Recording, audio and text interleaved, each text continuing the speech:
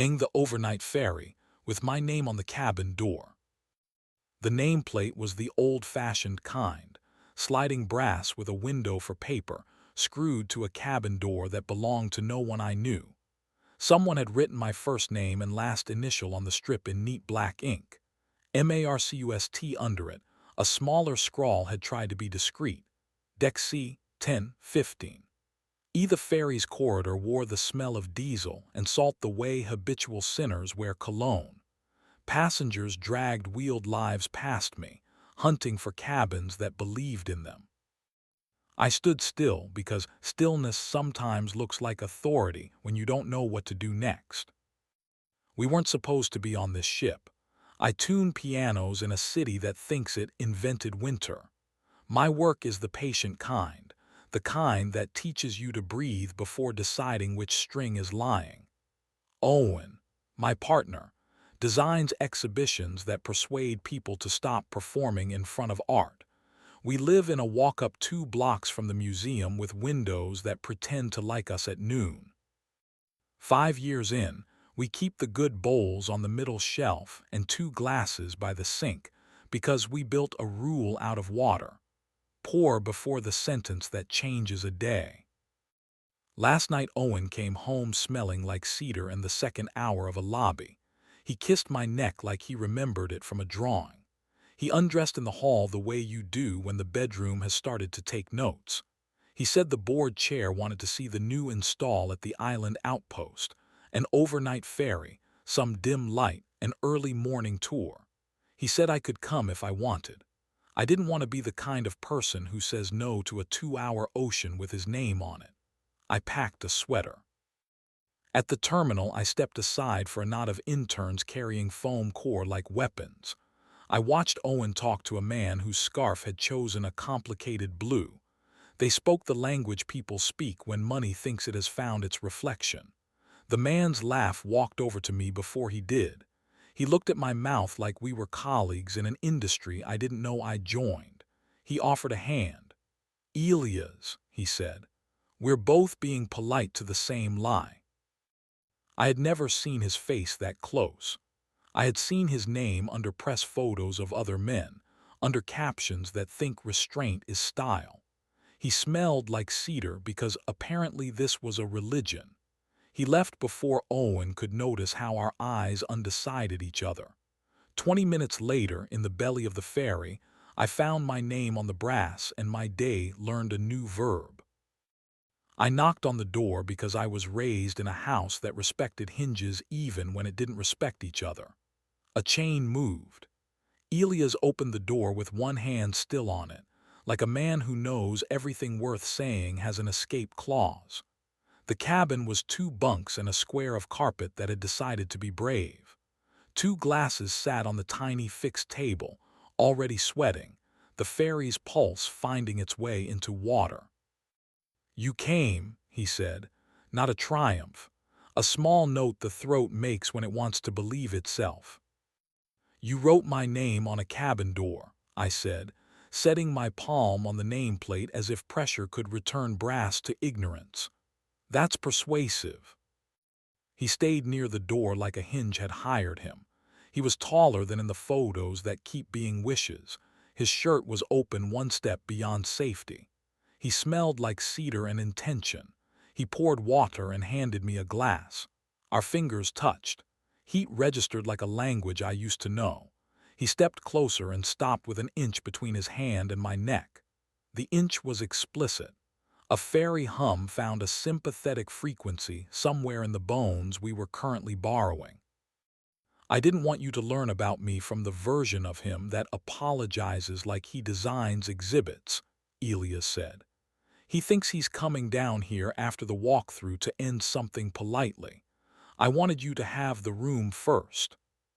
"How long?" I asked, because thoroughness beats eloquence when blood is taking notes. 8 months, he said.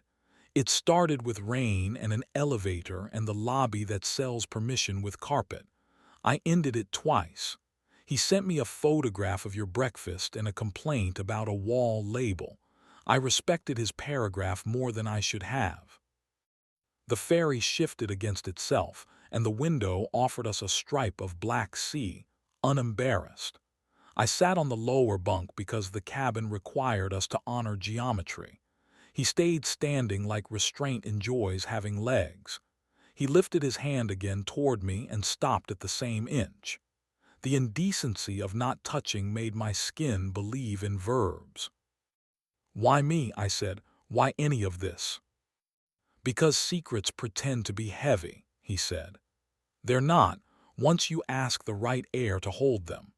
And because last week I watched you tell a donor we don't gild words we want people to read, and I thought, this is the man who can live after somebody tells him the truth."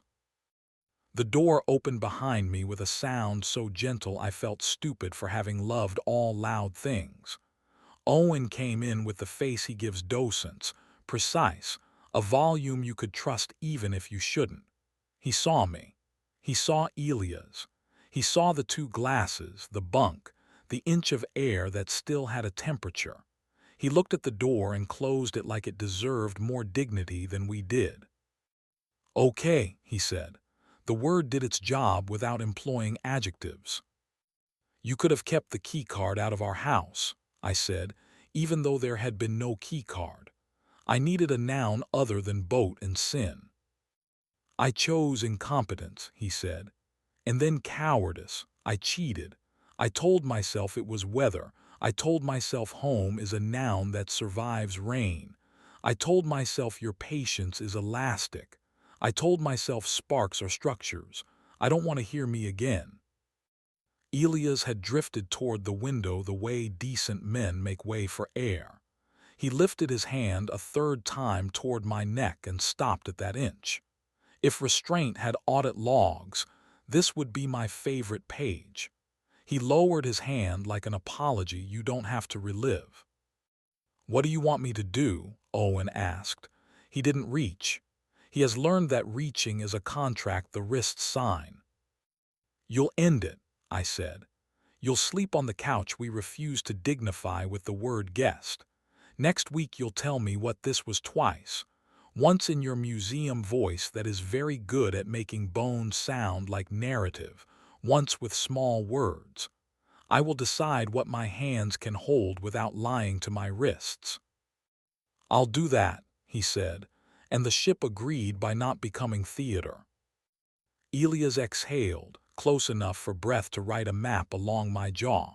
He set his mouth near my ear without touching me.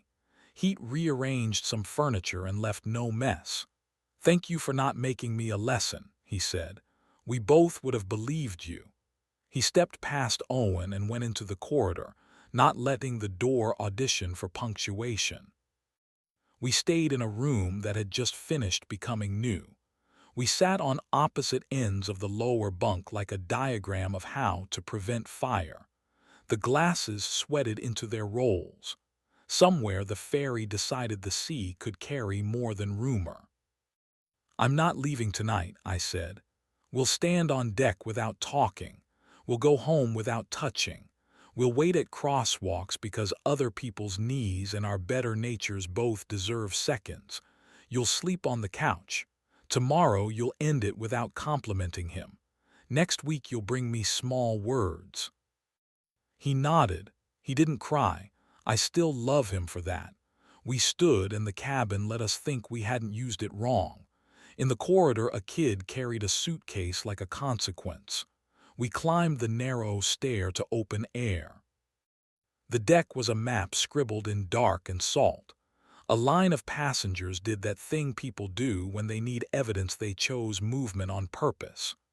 Owen stood near me but not near my outline. He reached in reflex when the ferry rolled. His palm hovered near my hip and heat offered me a mercy I could want and refuse. I refused.